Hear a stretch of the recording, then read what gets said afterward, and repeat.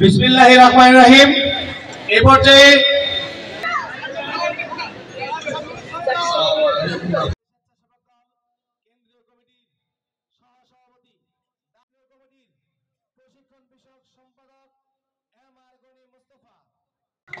আমি প্রথমে স্মরণ করতে চাই বিগত 17 বছরে এই ফেসিবাদ হাসিনা স্বৈরাচার হাসিনার বিরুদ্ধে আমরা যারা রাজপথে আন্দোলন করেছি, অনেক সহযোদ্ধা ভাইয়েরা জীবন দিয়েছে, তাদের রুহের মাগফিরাত কামনা করছি।